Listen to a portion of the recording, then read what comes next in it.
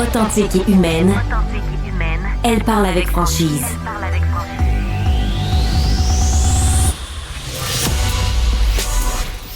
Elle traite l'information avec rigueur et efficacité. Une approche fraîchement moderne de l'actualité. Isabelle Maréchal. Bonjour tout le monde. Tu sais, quand ça commence bien ton vendredi, là, quand tu sais que dans 2 semaines, tu vas avoir 5% de rabais de taxes fédérales. Oui, monsieur, sur le vin, sur la bière, sur le cidre. Également, on a oublié le cidre. Grande industrie, s'il en est une au Québec, que celle du cidre. Alors, tout ce qui est à moins de 7% d'alcool, faut pas exagérer non plus, là, tu sais.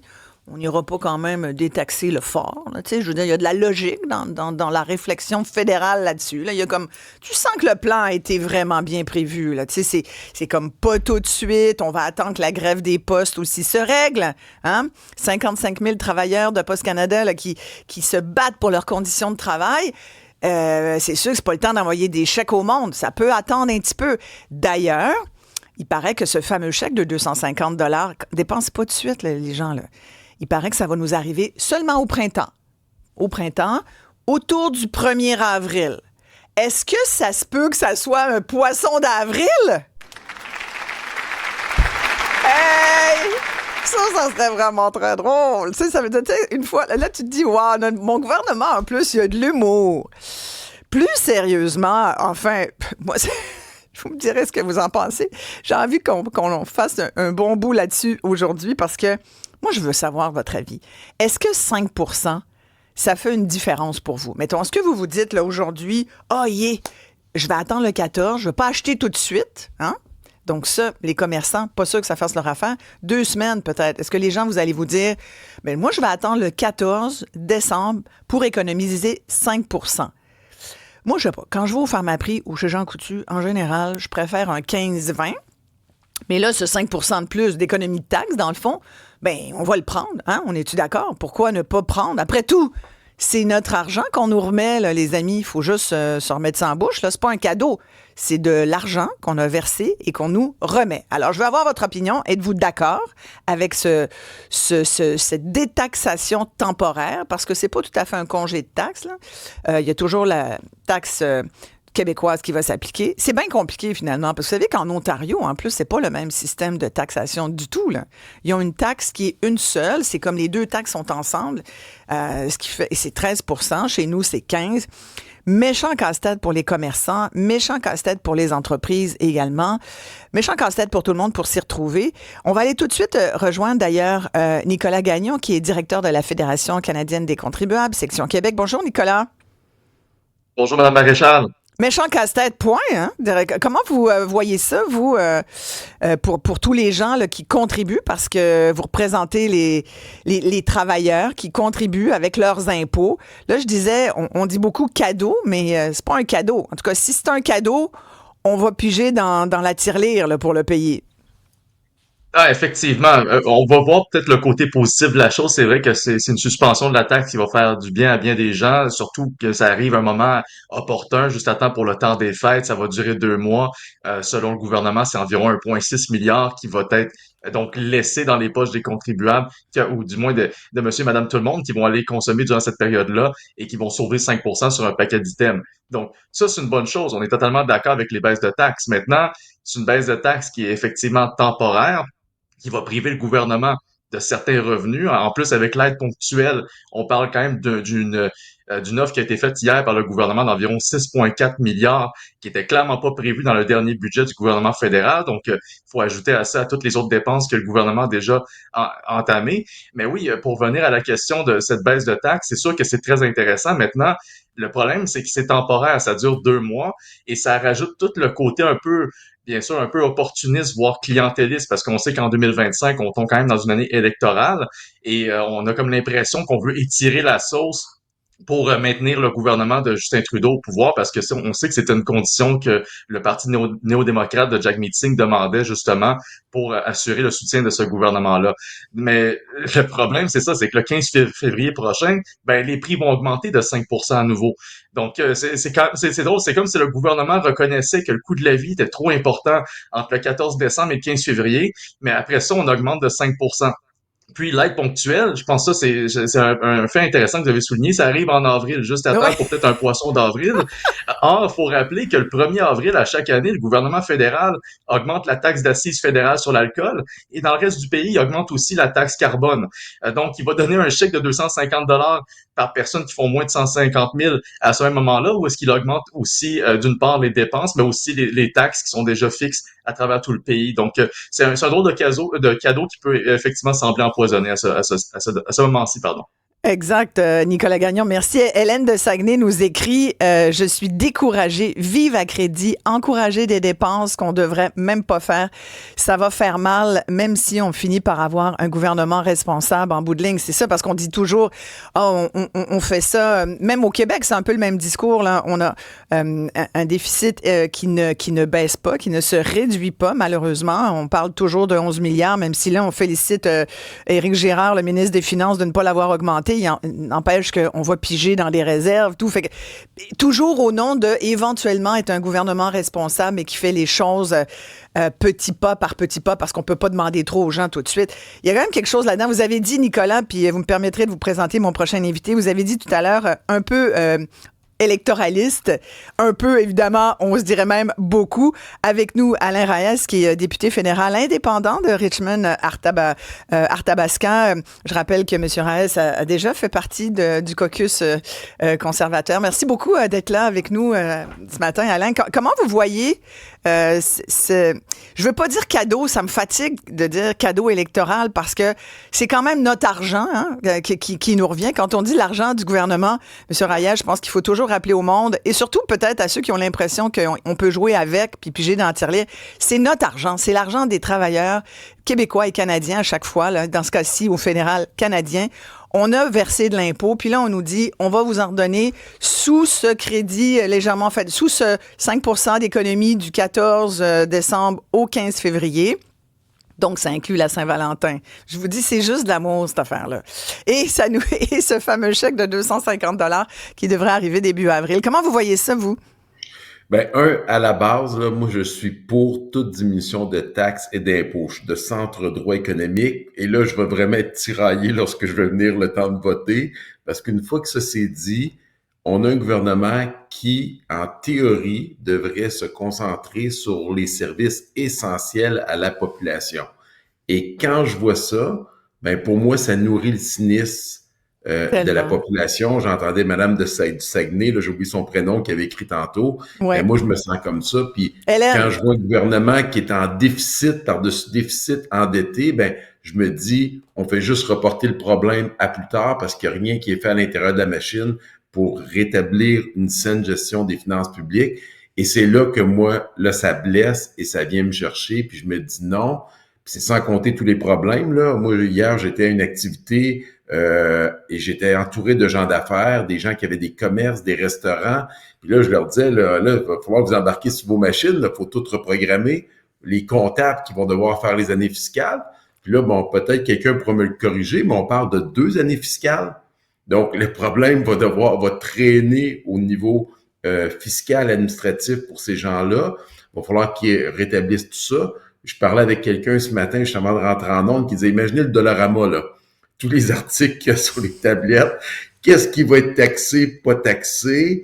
Ben, vous avez tout à fait raison. La liste est longue, mais elle aurait pu l'être plus. Puis après, on se dit comment on a décidé, par exemple, que les croustilles, les bonbons, les bartendes, les gâteaux, les pâtisseries, les tartelettes, les biscuits, les beignes, les croissants, mais pourquoi pas d'autres choses? Est-ce que les bagels, par exemple, on sait que c'est une institution chez nous au Québec, en particulier à Montréal. Bon, là, tout ce qui est, il y a beaucoup de malbouffe quand même là-dedans. Là, moi, qu'on enlève 5% de taxes fédérales pendant 2 mois sur les boissons gazeuses, celle-là, je la comprends pas, alors que depuis des années, on se demande si on devrait pas les taxer plus. Votre réaction là-dessus, Alain et Nicolas? Alain? Ben, tout à fait. Puis honnêtement, moi, je pars du principe que le gouvernement devrait s'occuper des choses de base de notre système, puis devrait toujours être concentré sur les besoins primaires, se loger, se nourrir, se vêtir. Puis là, ben, on parle de nourriture, mais de mauvaise nourriture. Moi, ça fait 2 ans que je me bats pour une entreprise chez nous et d'autres entreprises du même genre, Zénith Nutrition, pas la nommer, qui se bat pour faire détaxer des produits santé qui ne sont fabriqués que par des produits santé locaux qui se Par des battent contre entreprises, ouais. les entreprises. Vous allez au Tim Hortons, les gens qui nous écoutent, vous achetez un beigne, vous allez payer des taxes, vous achetez 6 beignes, vous payez pas de taxes. Non. Mais elle a un produit santé, 100%, mais elle est taxée de 1, 6, 12, n'importe quelle quantité. Et ce que les fonctionnaires lui disaient, c'est, ben, tu as juste à mettre du sucre, tu vas être correct parce que tu vas tomber dans la catégorie pâtisserie, et là, tu vas être détaxé pour 6 et plus. Ben Et là, voyons je vous donc, dis, mais c'est ça fait ridicule. 2 ans qu'on se bat, puis on nous dit non, ça va être trop compliqué de changer le système de taxation. Puis là, hier, je vous le dis, je vous montrais le courriel qu'elle m'a envoyé la propriétaire. Elle me dit, ça fait 2 ans qu'on nous dit trop compliqué d'enlever la taxation sur un produit santé. Et là, par magie, le gouvernement détaxe plein de produits pendant 2 mois. Je vous le dis, là, il n'y a rien C'est quoi le nom de cette entreprise, vous dites, Alain Ryan? Zénith Nutrition, si vous avez la chance de la passer en entrevue, elle est Oui. supportée par les nutritionnistes, des experts en santé. Je vous le dis, là, ça n'a aucun bon sens. Puis là, il m'écrit hier, il dit, mes barres granola santé vont être détaxées pendant 2 mois. Mais on nous a dit que c'était impossible à faire. Pourquoi ils ne continuent pas? Et ça n'a aucun sens. Ben, Et ça démontre que ce gouvernement-là fait ça que pour des gains électoraux d'une élection qui va être au printemps, je peux vous le garantir à 200%. Ben, c'est ça. Hein. Je pense que... Parce que là, on a vu tout à l'heure, Nicolas Gagnon, vous rappeliez là, que le NPD a beaucoup à voir là-dedans. Là, le NPD là, qui tient Justin Trudeau par la ceinture, puis qui lui demande de la délousser, là. Parce que visiblement, dans ce cas-ci, c'est l'inverse de se serrer la ceinture. Nicolas, ce qu'on voit, c'est que, vous l'avez dit, électoraliste, populiste. On pourrait trouver d'autres synonymes, mais je veux dire, on tourne toujours autour de la même affaire. C'est-à-dire, c'est une façon d'acheter notre vote, là. En pensant... C'est quasiment insultant. C'est quasiment insultant de penser que le monde va tomber dans le panneau, là.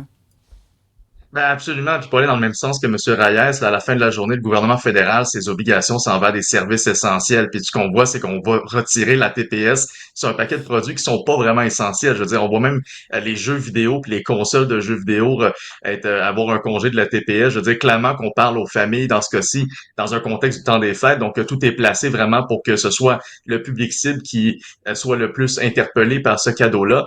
Mais d'un autre côté, faut le rappeler, c'est vraiment garocher de l'argent par les fenêtres à plusieurs niveaux parce que le gouvernement fait aucun effort de notre côté pour réduire ses dépenses. Donc, on va réduire les revenus ne serait-ce que de 6,4 milliards pour les 2 prochains mois avec une réduction de la TPS puis une aide ponctuelle. Mais de l'autre côté, par exemple, on sait que le déficit était à 40 milliards au budget dernier. Le directeur parlementaire du budget, M. Yves Giroux, a révisé les projections. On serait plutôt aux alentours de 46 milliards. J'allais vous le dire, oui, c'est ça. Avec des nouvelles...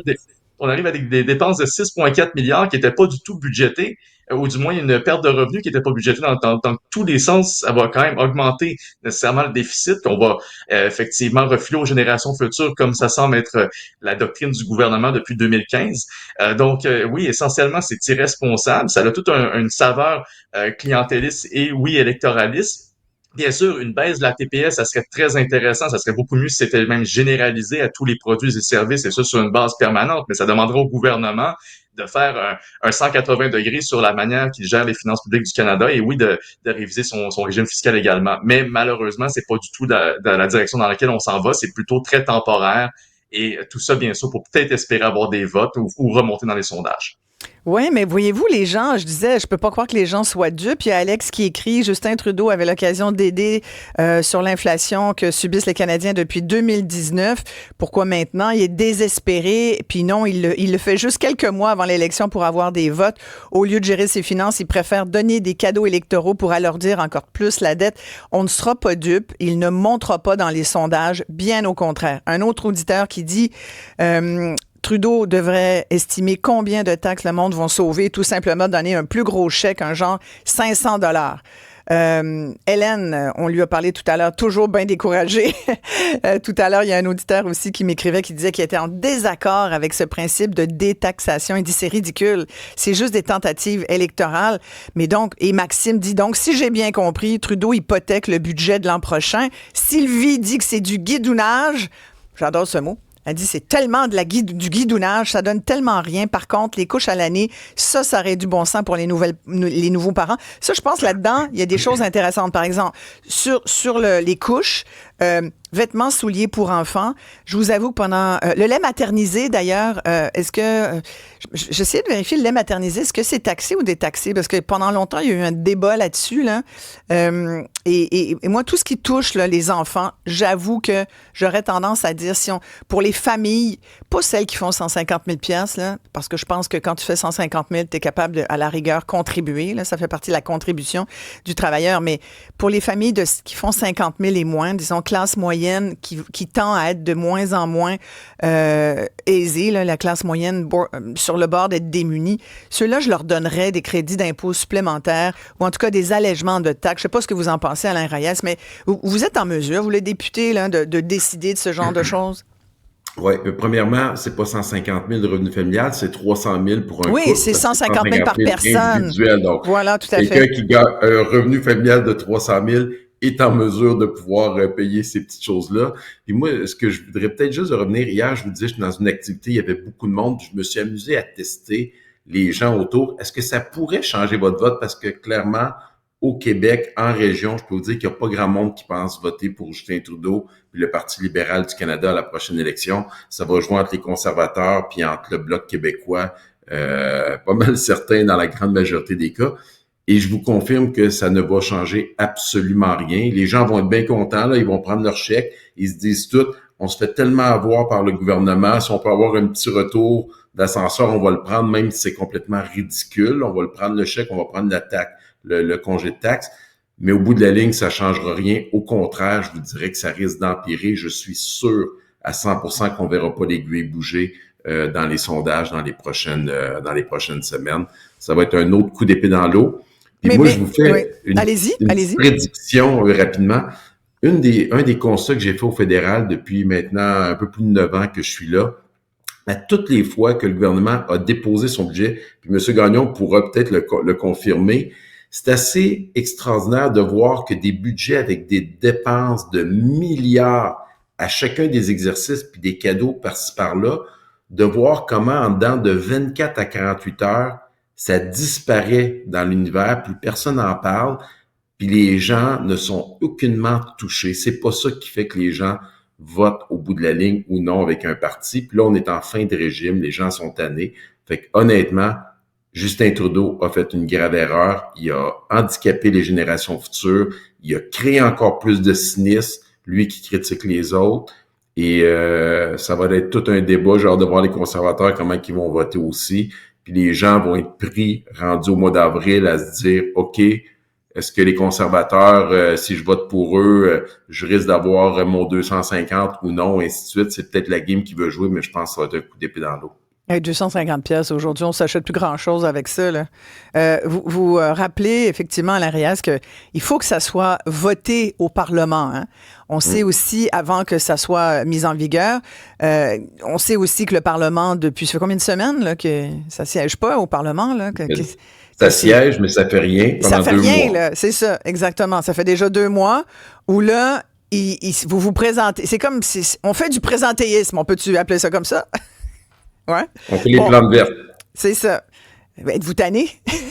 Ah ben moi, je vous dis de quelqu'un qui se branche sur le canal de la Chambre des communes qui écoute ça. Ça fait 2 mois qu'on entend non-stop des députés conservateurs parler un après l'autre, sans arrêt, répéter la même cassette, qui bloque complètement le Parlement. Puis en passant, tout le monde était d'accord avec ça, parce que c'est Justin Trudeau qui refuse de remettre des documents sur un scandale financier là, qui a été reconnu par la vérificatrice générale, mais qui fait en sorte qu'on est bloqué en réalité à la base par les libéraux, par leur gestion de ce dossier-là, et par les conservateurs qui continuent à obstruer le système, parce que finalement, ils se rendent compte que l'NPD essaie juste de gagner du temps parce qu'ils veulent pas aller en élection, parce qu'ils savent qu'ils vont tomber minoritaires, puis qui auront plus rien à faire là dans un gouvernement majoritaire conservateur.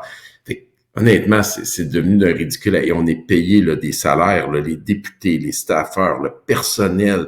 T'sais, on parle d'argent, d'économie qui devrait être fait pour aider vraiment les familles à plus long terme sur les besoins essentiels. Enlever la taxation sur les besoins, les produits essentiels, mais laissez-les à vie, là, instaurer ça. Exact. Arrêtez de nous niaiser pendant un mois ou deux, là.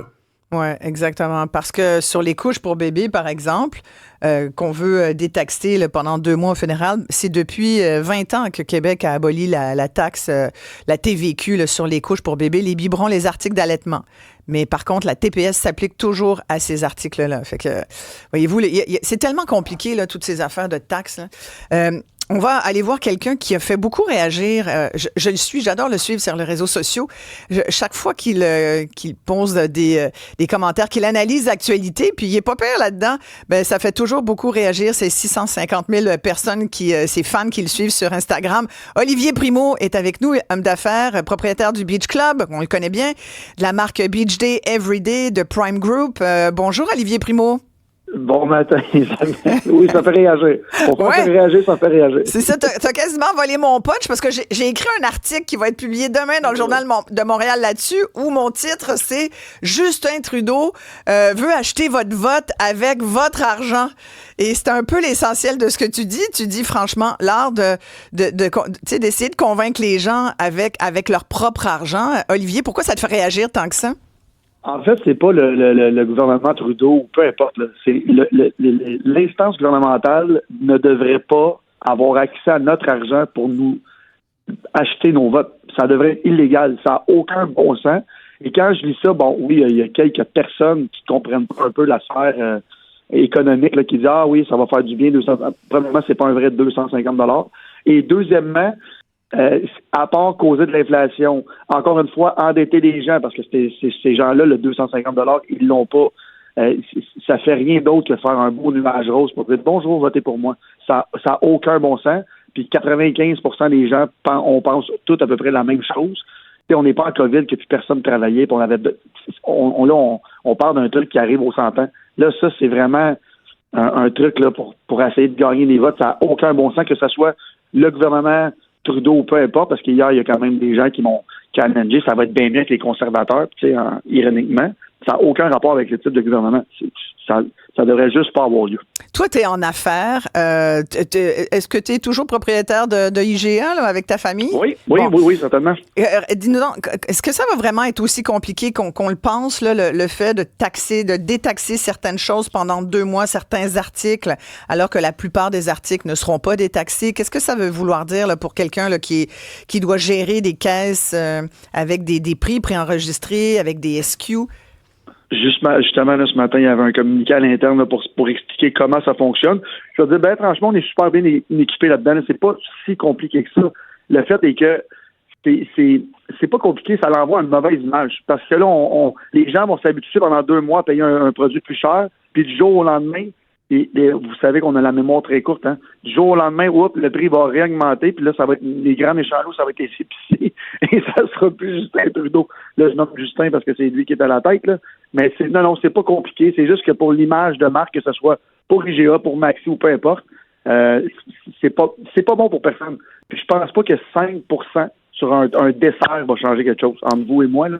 Si on n'a déjà pas les moyens de s'acheter un dessert, on n'aura pas plus les moyens avec un congé de taxe. Voilà, c'est ça, parce que c'est la question un peu que je posais aux auditeurs aussi. Est-ce que le 5%, ça va faire une différence?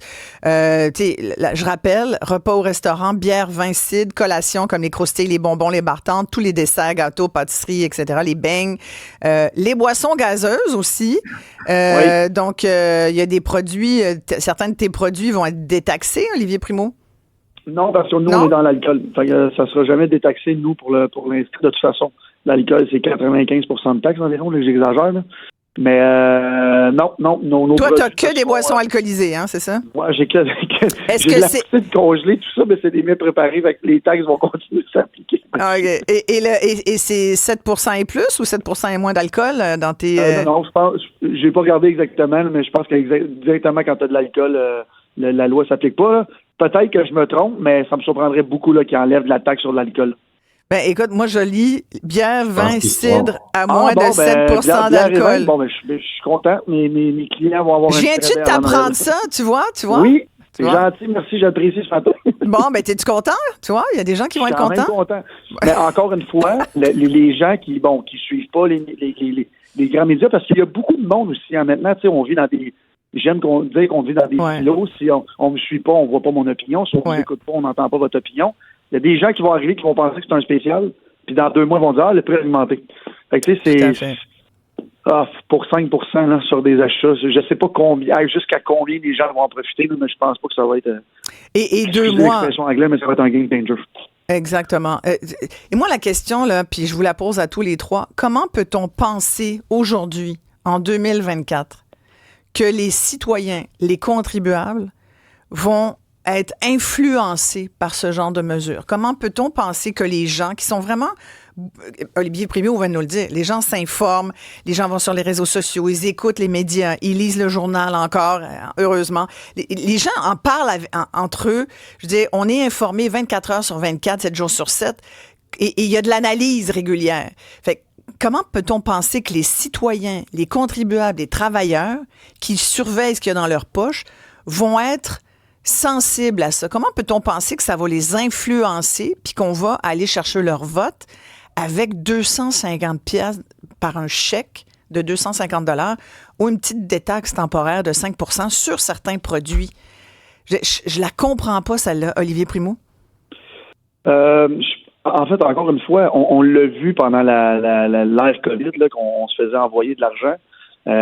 Les gens, oui, à court terme, sont contents. Mais là, c'était 2000 par mois. Là. Mais La c'est ça, PCU, si c'est à la exactement. PCU que tu fais référence, c'était 2000 par mois. Là. Ça a commencé à faire Exactement. 500 pièces par semaine. C'était différent là, quand même un peu. Exactement. Là, les gens étaient vraiment contents parce Ben que ouais. ça les faisait vivre. Mais là, 250, puis on va le dire, là, 250 piastres. En 2024, 250 piastres, c'est 2 journées au restaurant, deux soirées au restaurant avec ta copine, puis c'est terminé.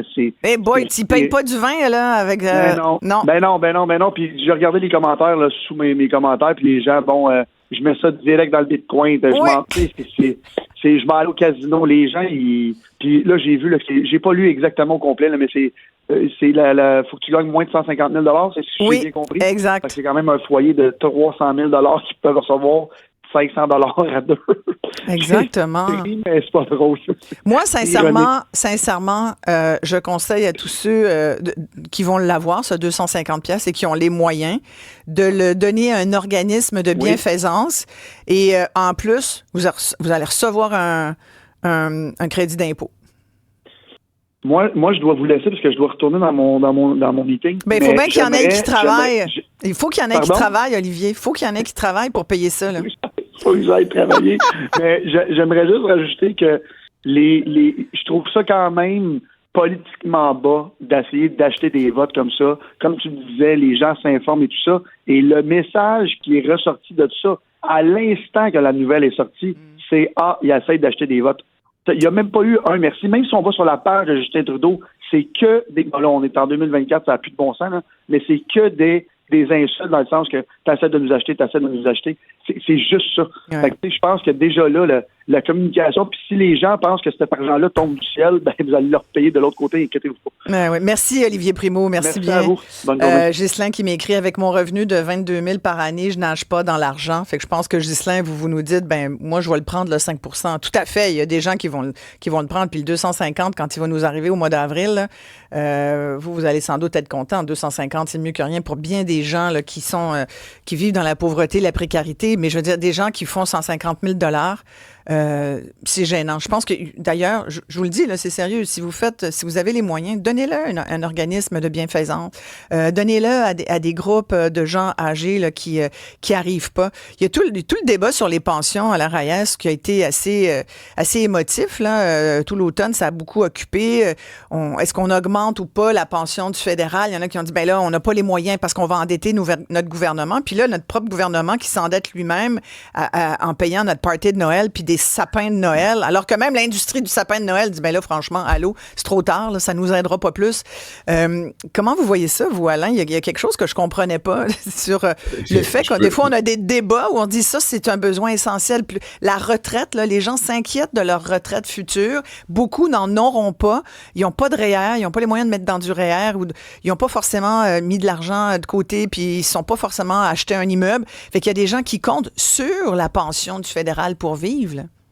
Ouais, premièrement, votre auditeur là, qui disait que lui, avec 24 000 par année, on sentait qu'il était bien content. Je pense qu'il n'y a personne qui va être malheureux là, de recevoir l'argent. Il n'y a personne qui va prendre le chèque, qui va le déchirer. À la limite, les gens qui ont les moyens, comme vous le soulignez, vont peut-être faire un don supplémentaire. Ils en faisaient peut-être déjà, et ainsi de suite. Mais pour venir un peu à ce que vous disiez tantôt, je la comprends pas, là, comment le gouvernement peut penser. Je pense que c'est le mauvais réflexe qu'on a. C'est celui qu'on se dit tous, qu'on n'arrête pas de répéter partout. Mais le gouvernement, il essaie pas d'acheter. Honnêtement, là, les gens autour de Justin Trudeau, là, c'est des stratèges, là, ils ont fait des sondages. Ils devaient s'attendre à cette montée-là, puis ces commentaires-là partout. Mais c'est pas ça l'objectif de Justin Trudeau. L'objectif de Justin Trudeau, c'est de rester au Parlement le plus longtemps parce qu'il sait qu'il va perdre. C'est presque impossible de penser que les libéraux vont être au pouvoir. Ils veulent juste limiter les dégâts, gagner du temps. Puis pour gagner du temps, il n'a pas le choix d'avoir une entente avec le NPD. Puis le NPD, c'est un parti qui ne va que dépenser. Il n'y a pas de limite pour eux. Donc, Justin Trudeau, son objectif, c'est juste de gagner du temps en ce moment. Honnêtement, on dit tout qu'il veut acheter des votes. C'est le réflexe naturel qu'on a. Mais il n'en gagnera pas de vote pour 250. Puis les gens autour de lui, les stratèges, ils le savent. Mais on peut-tu rester encore un peu plus longtemps au pouvoir pour gagner du temps puis essayer de limiter les dégâts rendus là? Puis c'est ça la réalité au bout de la ligne, là, ce que l'on voit. Il n'y a pas de limite. Pour gagner quelques mois. Il s'est acheté du temps. Il s'est acheté du temps sur notre bras. C'est encore Et voilà, au lieu de s'acheter des votes, il s'est acheté du temps. Il le fait depuis 1 an et demi, 2 ans, depuis qu'il y a une entente avec le NPD qui est tombée.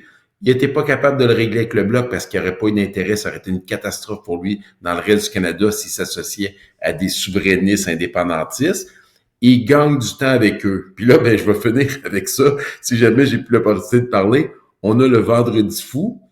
En ce moment, Justin Trudeau s'est acheté 2 mois fou. C'est ça dans ma tête. Fait qu'on a juste retardé une élection qui va arriver puis un changement de gouvernement à coût de milliards, encore une fois, qui se rajoute sur les autres milliards de l'assurance médicaments, l'assurance dentaire, puis tous les autres qui ont été mis, à un moment où le gouvernement n'a pas d'argent. Il endette pour acheter du temps, pas acheter des votes, parce qu'il va perdre de toute façon au bout de la ligne. C'est terrible. C'est terrible. C'est mon éditorial. On pourrait je suis tellement d'accord avec vous, Alain Reyes, et sincèrement, quand on voit ça, après, on s'étonne. On s'étonne beaucoup, le cynisme des citoyens, le fait que les gens décrochent et tout. Mais comment voulez-vous qu'on ne décroche pas quand les politiciens, qui devraient être un peu au-dessus de la mêlée, là, au-dessus du citoyen ordinaire, comment ne pas finalement avoir aucun respect, là? Puis je suis bien contente que vous soyez indépendant, c'est pour ça que vous êtes là ce matin. Parce que, sincèrement, ça en prend, ça en prend du monde comme ça qui parle un peu plus proche qui sentent un peu plus que les citoyens vivent. On a Yves qui est avec nous. Yves, vous avez, je peux dire votre âge, Yves, vous avez 86 ans et vous, ça vous rappelle une certaine époque lointaine, mais faisons un peu d'histoire politique ici. J'ai pensé la même chose, parce que vous allez me dire, Yves, ça vous rappelle l'époque de Duplessis, où M. Duplessis achetait des routes pour s'acheter des votes, c'est ça? Pas simplement des routes, on achetait aussi des frigidaires. Ben oui, les frigidaires! Des frigidaires aux gens du Grand Nord qui n'avaient même pas l'électricité dans les réserves. Alors, 1 plus 1, ça fait 2. Il n'y a rien de changé. Vous comprenez? Il y a absolument... Moi, je suis très politisé. Félicitations à votre émission, à vos invités de ce matin. Alors, il n'y a rien de changé. C'est exactement... Au lieu d'acheter des frigidaires, un petit 250 pièces, mais c'est toujours dans nos poches. C'est toujours dans nos poches. C'est pas un cadeau. Mais hier, il y avait un Vox Populi, je crois que c'était LCN, je crois. Et les gens, là, à 95%, étaient d'accord aux 250 pièces. On réalise pas. C'est pas un cadeau. C'est comme une surtaxe déguisée. C'est simplement ça, là. Ouais. Mais à un moment donné, peut-être que les gens vont se réveiller. mais j'ai très peu d'espoir. Je suis né en 38, j'ai connu la crise, la guerre, manqué de nourriture, ainsi de suite. Qu'est-ce qui est intéressant, c'est parce qu'on a quand même des bons programmes sociaux. Ouais. Mais le restant, là, je m'excuse, c'est de la merde. Mais vous, Alors, quand vous voyez qu'il y a une dette au fédéral de 46 milliards de dollars, juste en intérêt, là, c'est d'autres milliards qu'on paye là-dessus, puis que on a de la misère, mais le gouvernement est tellement un mauvais exemple pour nos enfants. Moi, j'essaie de dire à mes filles, mets de l'argent de côté, l'argent que tu gagnes, c'est important que tu en prennes puis que tu en mettes éventuellement dans un CELI, dans un REER, faut que tu économises, achète pas si tu n'as pas besoin de ce produit-là. Et le gouvernement, qu'est-ce qu'il fait? Ah oui, c'est la carte de crédit, les jeunes payeront plus tard. Moi, j'en reviens pas. Puis je parlais des personnes âgées. Vous, est-ce que vous êtes correct avec votre retraite? Êtes-vous correct, Yves? Non, moi, à mon époque, là, si vous calculez, dans la trentaine, je me suis acheté une petite cabane, là, pas un château, à Boucherville. À l'époque, c'était une campagne, on se comprend. J'ai frappé un bon deal, excusez l'expression anglaise. Et puis, à ma retraite, je suis un retraité de l'Hydro. Je suis parti avec une retraite, là, 31 000 $ par année, là. En 2024, c'est pas beaucoup. Alors, je puise dans mes ressources à la vente de ma maison. Ah oui, c'est ça. Puis vous en avez Mais je me plains pas, là. Ouais. J'ai une très bonne santé, j'ai une voiture parfaitement autonome. Et vous allez recevoir un chèque de 250 $ au mois d'avril. J'en veux pas, je vais le retourner. Non, retournez-les pas, ça va les mêler, là. Ils vont tout être mêlés, ça va prendre 2-3 fonctionnaires pour gérer votre chèque, là. Non, ce qu'il faut faire, si vous voulez faire une bonne œuvre, Yves, vous donnez ce montant-là à une œuvre de votre choix, une œuvre de charité, puis vous allez recevoir un reçu d'impôt, ça va vous revenir anyway. Vous allez voir, ça va être fabuleux. Ce que je vais encaisser mon chèque et je vais l'envoyer au CHUM pour la recherche au niveau du cancer. Ben, c'est une très bonne idée. Hey, merci beaucoup. Merci bien. On vient de partir. Bonne journée. Merci beaucoup, Yves, qui nous écoute. Non, mais n'empêche, ça peut être une idée. Ceux qui disent j'ai pas besoin du 250, redonnez-le à vraiment un organisme de charité de votre choix et vous aurez un reçu d'impôt. C'est pas formidable, ça? Hey, merci beaucoup, Alain Reyes. Merci d'avoir pris le temps. Nicolas, petit mot en terminant. Yves, là, ce qu'il nous dit, là, l'époque de Duplessis, le frigidaire, c'est vrai, ça nous fait réfléchir. Oui, ben ça nous ramène en arrière, mais on n'a pas besoin d'aller si loin que ça en arrière non plus pour trouver des exemples similaires. On se rappelle qu'à la CAQ, en 2022, nous a quand même fait des aides ponctuelles de 400 et 600 $. Donc, peut-être qu'au fédéral, on s'inspire de cette approche qui a quand même bien fonctionné pour François Legault en 2022. Par contre, je pense pas que les contribuables canadiens ou les familles soient dupes à ce stade-ci.